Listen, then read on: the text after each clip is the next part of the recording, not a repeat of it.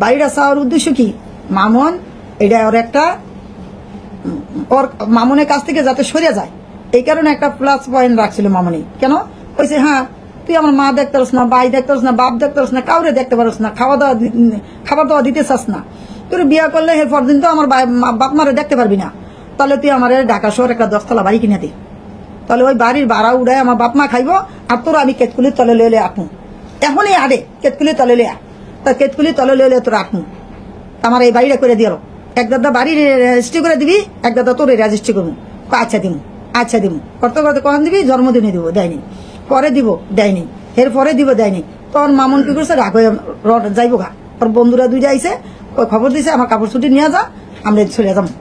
তখন কি করছে, যখন রওনা দিছে তখনই মামুনের গাড়ির মধ্যে লাইলা মারছে, চুলো ধরে ধরছে যখন, আর এই খামচাটিয়া তখন মামুন জিদ্দের মাথায় মামুনও আবার মারছে, ওই মারডে মারামারি হয়েছে, হওয়ার পরে ওগুলি লাইফে দেখাইছে যে মামুন আমারে মারছে। যাই হোক মামুন গেছে, হ্যাঁ লাইলা আগে মারছে মামুনের, পরে মামুন মারছে, মামুনের চুল ধরলে মামুনের মেজাজ খারাপ হয়ে যায়, যখন চুল ধরে টান দিছে তখন মামুন মেজাজ খারাপ হয়েছে, তখনই মামুন আবার মারছে। তা মারার পরে আমি আবার মামুনের বকাঝকা করছি, তুই কেন মারছো, মারো মার, ঠিক আছে মারিয়ে একটা ডিমান্ড, এদিকে মারতি তুই নাক মরবি মারছস কা, কত সার্জারি করা, আমি টোকা দিছি অল্প ছোট করিয়া, কিন্তু কাল হয়ে গেছে গা, কত মুখ পুরা সার্জারি করা, এই জন্যে তা আমি কি ওখানে এটা খারাপ দেখা গেল না, অনেক বকাঝকা করছি। আবার মানুষ ডাইকিয়া সবাই নিয়ে আবার বসছে, মামুনের কাছে 2 মাসের টাইম চাইছে, 2 মাসের মধ্যে তোমার বাড়ি কিনে দিমু আমি সবকিছু। তখন অনেক মানুষ আইসা, সবাই দেখছো তো সোশ্যাল মিডিয়াতে, সবাই আইসা মামুনের মিলাই দিছে, আর মামুনের নামে একটা মামলা করছে, ওই মামলাটা বলছে যে আমার সাথে আপোষ হয়ে গেলে মামলাটা তুলে নিব। তখন মামুন আবার কি করছে, আপোষ হয়ে গেছে, মামলাটা তুলে নেওয়ার কথা, মামুন তো সরল সোজা কয়, আর বাকি অন্যদিকে চায়নি।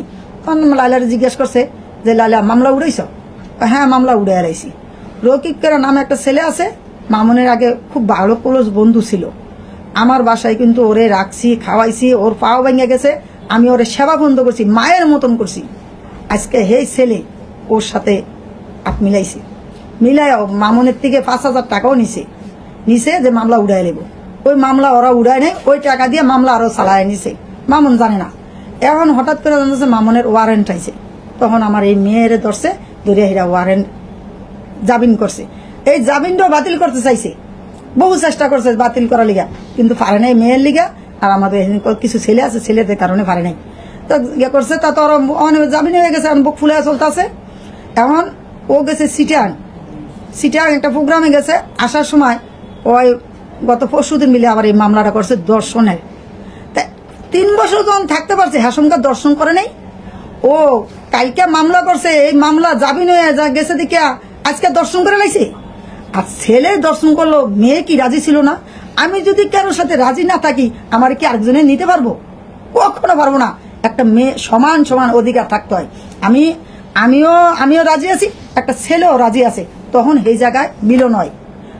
আমি যদি রাজি না থাকি, ওই ছেলে আমার সারাদিন ফিরাইলেও আনতে পারবো না। তখন আমি জনগণের সামনে কমু যে আমি ওরা তো ভাইয়ের মর্যাদা দিছি, ও কেন আমার সাথে এরকম খারাপ আচরণ করে? তখন আমারে বলতে পারতো, তখন পাবলিকের বলতে পারতো, কাউরে তো বলে নেই।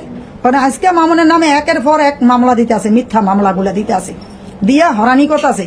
এনে আবার এখন বলতেছে আমার কথায় ওর ইয়ে আছে, ওর মোবাইলে ইয়ে আছে, এই মামলা আমি তুলে নিমু যদি তুমি আমার এই কথায় রাজি থাকো, হয় আমারে বিয়া করে দিব, আর না হলে আমারে কত 9 লাখ টাকা, 90 লাখ টাকা, 90 লাখ টাকা দিতে হইব, 90 লাখ টাকা দিতে হইব। এখন মামুন বলছে আমি জেল খাটতে রাজি আছি, কিন্তু আমি ওর লগে মিলতে রাজি নাই। যে জায়গায় আমি ওরে এত ভালোবাসছি, ও আমার এত ভালোবাসছে, আমি ওর সাথে মিলবো না। আমি কিন্তু ইচ্ছা করলে মামলা দিতে পারতাম, শিশু অপহরণের মামলা আমি নিজে মা হয়ে দিতে পারতাম, কারণ আমার ছেলেটারে ও ঘরের মধ্যে আটকে রাখছে, আমার মা আমার কাছে আসতে দেয়নি। আমি অসহায়, আমি কিছু বলতে পারিনি, আমার 2টা বাচ্চা কাচ্চা প্রতিবন্ধী, আমি কিছু বলতে পারিনি, বাপ একটা পাগল ছাগল, এই কারণে আমি কিছু বলতে পারিনি। ছেলেও বলছে মা মানুষের লগে কেস মামলা করলে ভালো না, তুমি যদি একটা করতে যাও আমি একটা করতে যাবো, লাইলা একটা করব, জনগণ দেখবো, পাবলিক খারাপ করবো, মা এগুলো করো না। তা ঠিক আছে, ছেলের কথাই আমি শুনছি, আমার ছেলের আমি যথেষ্ট ভালোবাসি, আমার ছেলে যেটা করবো ওইটাই মানি। আমি তখন মামলাতে যাইনি, ইচ্ছা করলে কিন্তু আমি মামলা 2টা করতে পারতাম। মামুনও নিরাপত্তা মামলা করতে পারতো, আমিও দিতে পারতাম, কিন্তু আমরা মামলাতে যাইনি। মানে পরিবর্তে দেখতেছি লাইলায় একের পর এক মামলা দিতে আছে, একের পর একটা করতে আছে। কাল ওদিনকে এটা জামিন হয়ে যাওনি, এখন আবার দিছে দর্শনের মামলা। এখন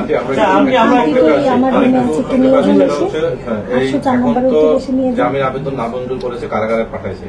এখন আপনার সন্তান এই মুহূর্তে কারাগারে আছে, এখন আপনি কি চাচ্ছেন? আপনার মানে মামুনকে জামিনে ছাড়াবেন, আপনি এখন প্রত্যাশা কি? আমার একটু আমার আল্লাহর কাছে আমি অশেষ মেহরবানি, আমি যাতে আমার ভূতের ইয়াটা পাইছি। মামুন একটু দেখতে চাচ্ছে আন্টিকে, চলে যাবে তো আমার ভূতে যাতে যাবে ইয়াটা পাইছে, ওই যে কি কয় রিমান্ডে জামিনটা পাইছে, এতে এটা। আর আমি লাইলার ব্যাপারে কোনো কথা কইতে চাই না, আর আমি ওর সাথে মামলা মোকামিতা যাবো না।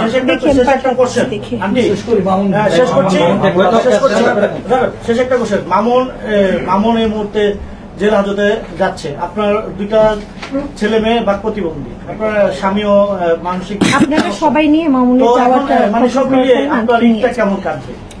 বাবা, আমার যে সন্তানে আমার কামাই করে খাওয়াইতো, যে সন্তানে আমার প্রতিবন্ধী ফলামাইনে খাওয়াইতো, ঈদের বাজার করে খাওয়াইতো, এই সন্তানই যদি জেলে তাই আমি মা আমার কি ঈদ রাখবো? আপনি দেন গা বোবা বাইরে কেমনি চিকের বাইরে কান্তা আছে ওই জায়গায়। আমার ছেলে থাকলে আমার কেমন ঈদ কাটবো? আমার ছেলে বাড়াইছে, মা তুমি কি একটা গরু কিনো গা ছোট ছোট থেকে, আমার ভাই বোন বোবা এটি আরেকজনে গোস্ত খাইবো, আমার ভাই বোন চা থাকবো, আমি ছোট দেখে একটা দিব আমার ভাই বোনে যাতে খায়, হে দিতে পারবো না। তা আমার ঈদ আর পদ্দুর ভালো যাইব। আমার এ দূরে আবেদন, আমার সব ছেলেরা জেলে, আমার আপন ছেলেরা আমার পাশে যায়, এটাই আমি চাই। আমি মামলা মহাদিনা করবো না, কিছু করবো না। ওই আল্লাহর যদি মেহরবানি থাকে, আমার ছেলেকে যদি আদর ভালোবাসা থাকে, তাহলে আমার ছেলে মুক্তি পাইবো আল্লাহর রহমতে, ইনশাল্লাহ।